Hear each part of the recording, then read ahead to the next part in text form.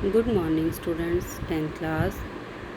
मैंने आपको lesson start करवाया था ये मानवीय करुणा की दिव्य चमक। आई होप आपको समझ आ गया होगा।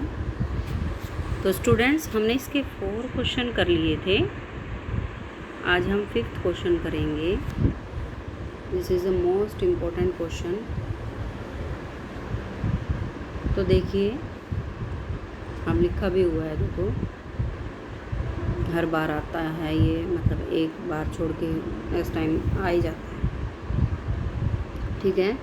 लेखक ने फादर बुल्के को मानवीय करुणा की दिव्य चमक क्यों कहा है? उत्तर है, लेखक ने फादर बुल्के को मानवीय करुणा की दिव्य चमक का कहा है। फादर के मन में सब परिचितों के प्रति सद्भावना और ममता थी। वे सबके प्रति वात्सल्य भाव रखते थे। वात्सल्य यानी प्रेम भाव रखते थे। वे सरल हृदय थे और वे कभी किसी से कुछ चाहते नहीं थे, बल्कि देते ही देते थे। यानी उन्हें कभी किसी से कुछ लेने की इच्छा नहीं होती थी, हमेशा हर किसी को कुछ न कुछ देते ही थे। वे हर दुख में साथी होते थे और सुख में बड़े बुजुर्गों की भांति वात्सल्य देते थे। उन्होंने लेखक के पुत्र के मुंह में पहला अन्न का दाना भी डाला और उसकी मृत्यु पर सांत्वना भी दी। वास्तव में उनका हृदय सदा दूसरों के स्नेह में पिघला रहता था। उस तरलता की चमक उनके चेहरे पर साफ दिखाई देती थी। इसमें आप वैसे तो ये तो सिर्फ 2 मार्क्स का हुआ। इसमें आप लेसन रीड करके किया होगा आपने, अपनी तरफ से भी 1-2 लाइन्स ऐड कर सकते हो। कुछ भी वात्सल्य भरा था, वे सबके साथ प्रेम भाव रखते थे। मानवीय करुणा की दिव्य चमक में सभी के साथ अपना मतलब जिससे रिश्ता बना लेते थे उसके साथ फिर तोड़ते नहीं थे। इस तरह की बातें आप और भी इसमें लिख सकते हो। ठीक है, मार्क्स के अकॉर्डिंग 2 मार्क्स में इतना बहुत है। 2 मार्क्स के लिए ये सफिशिएंट। तो नेक्स्ट क्वेश्चन है, फादर बुल्के ने सन्यासी की परंपरागत छवि से एक अलग नई छवि प्रस्तुत की है, कैसे? ये भी देखो बोर्ड में आया हुआ है।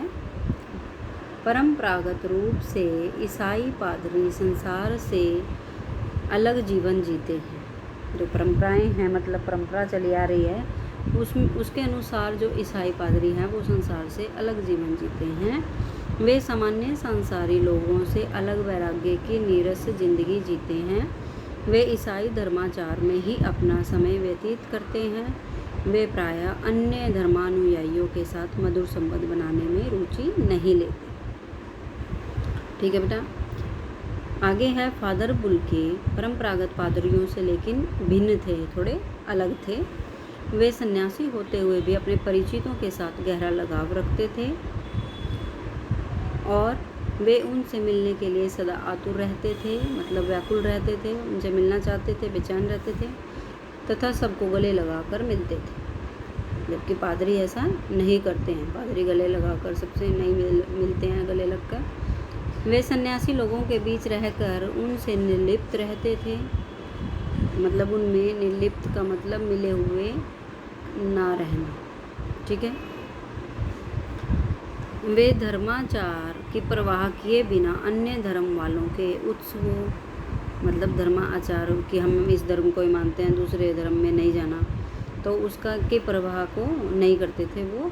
और अन्य धर्म वालों के उत्सवों और संस्कारों में भी घर के बड़े बुजुर्ग की भांति शामिल होते थे। वे कभी किसी को अपने से दूर तथा अलग नहीं प्रतीत होने देते थे, मतलब कि वो कभी किसी को अपने से दूर नहीं होने देते, उसको ऐसा ना लगे कि मैं उससे दूर हूँ। समय समय पर उसे मिलते रहना, उसके बारे में या फिर पूछते रहना, उसकी खबर लेते रहना। ठीक है। लोग उन्हें पादरी नहीं अपितु अपना आत्मीय रक्षक मानते थे। इम्पोर्टेंट है ये भी क्वेश्चन, सभी लाइनें मैंने आपको समझा दी हैं।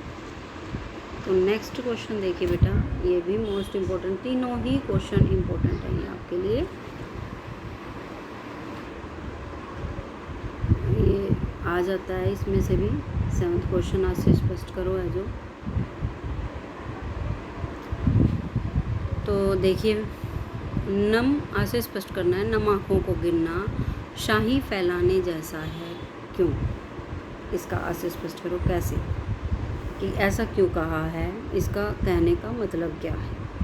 तो देखिए बेटा, फादर कामिल बुल्के की मृत्यु पर उनके प्रियजन, परिचित और साहित्यिक मित्र इतनी अधिक संख्या में रोए, मतलब इतनी अधिक संख्या में रोए कि उनको गिनना कठिन था।